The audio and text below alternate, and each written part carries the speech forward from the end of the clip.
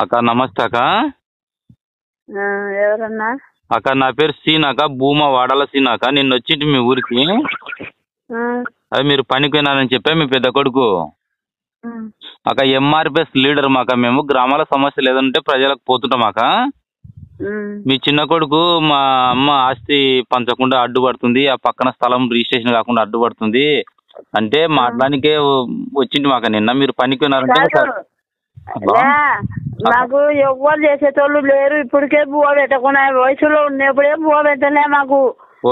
మెత్త పడితే రోడ్డు మీద అయితే ఎవరు అసలు ఇప్పుడే మా ఎత్త మామూలే పంచియలే నాకు. ఇప్పటికి 3 పిల్లల పెళ్లిళ్ళు చేసినా కానీ పంచియలే మాకు. మేము ఎట్లా పంచిస్తామన్నా? అన్నదమ్ములుగా కొట్టుకుంటున్నారు కదా గొడవలు కొట్టుకుంటున్నారు. అన్నదమ్ములు కొట్టుకుంటున్నారని వాడు బాడిగకు పోయి బతుకుపో, నువ్వు బాడిగకు బతుకుపో. మేము ఉన్నసేపు మేము ఉంటామో, మేము అమ్ముకొని తింటామో, మేము మిగిలిన తర్వాత వచ్చి తీసుకోపోరి అన్నాం. అంతవరకే, ఇంకా అంతవరకే చూడన్నా. ఊరికి కొట్లాడి ఆ కొడుకు చచ్చిపోతే బాధనే, ఈ కొడుకు చచ్చిపోతే బాధనే. నాకు ఒకటే. ఇద్దరికి దెబ్బలు తగిలినా, ఇద్దరు జైలుకు పోయినా. ఎందుకు మొన్న నీకు దెబ్బ తగిలిందంట కదమ్మా? ఏదైనా జరగని పెద్ద జరుగుతూ ఇంత కష్టపడి కొడుకుల మధ్యన నీకు అన్న ఇప్పుడు నెత్తి వగిలో ఏదో కుట్లు ఇట్లు పడి డ్యామేజ్ అయితే ఇబ్బంది అవు కదా. వాడు చిన్న కొడుకు చిన్న కోడలు కొట్టింది నాకు. కొట్టింటే మళ్ళీ ఎట్లా పని చేయాలో చెప్పండి, మీరే చెప్పండి. పెద్ద మనుషులే మీరు. కొట్టలేదు అంటున్నారమ్మా. అదే క్లారిటీ ఉంటది కదా అని ఊరికి వచ్చింటమ్మా మాట్లాడదామని. నిన్న కుట్లు ఎట్లా పడినాయి నాకు? కుట్లు పడినాయి కదన్నా. పేదల మనుషులు చెప్తారా? ఇసారించుకోకూడదా? అదే నువ్వు ఉండింటే బాగుండే. నీ కొడుకుతో మా సర్పంచ్ అన్నతో మాట్లాడి వస్తాక నిన్న. సరే అక్క, ఇప్పుడు పక్కన స్థలము 1,50,000 నీ కొడుకు ఇచ్చినాడు, 1,20,000 నువ్వు ఇచ్చినావుట కదా.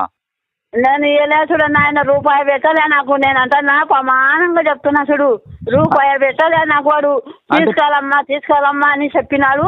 తీసుకున్నాడు. ఏమలే, పిల్లలు బాగా పడతారు కదా, అప్పులు దిద్ది ఇంకా ఒక ఇల్లు వేసుకొని పెళ్లి చేసుకుంటారు కదా అని నేను అర్థం చేసిన. మా ఆయన ఇచ్చిపెట్టి పోయినా కానీ పిల్లలకు ఇచ్చిపెట్టి పోలే నేను.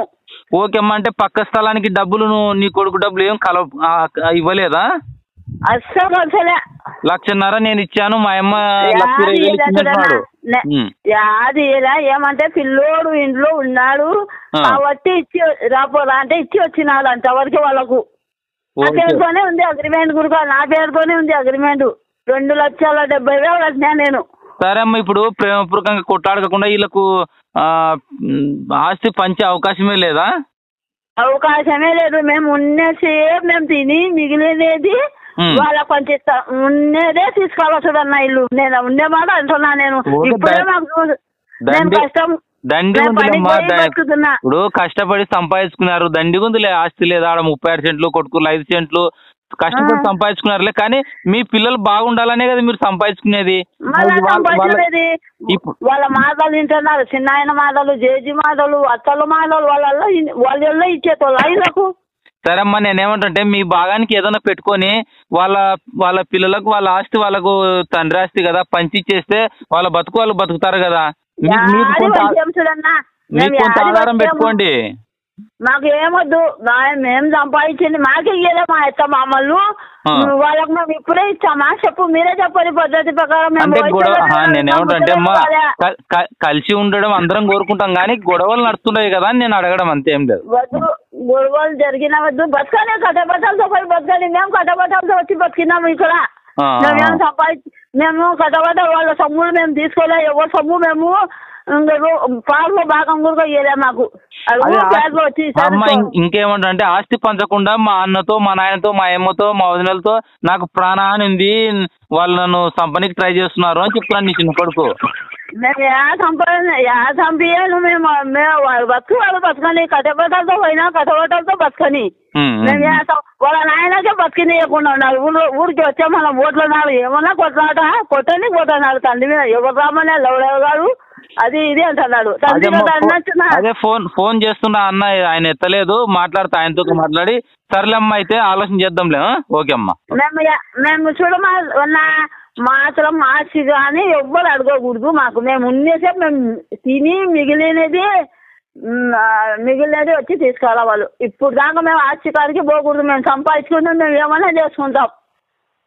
అట్లా లేదులేమ్మా, పిల్లలు బాగుండాలనే సంపాదించుకునేది. అట్లా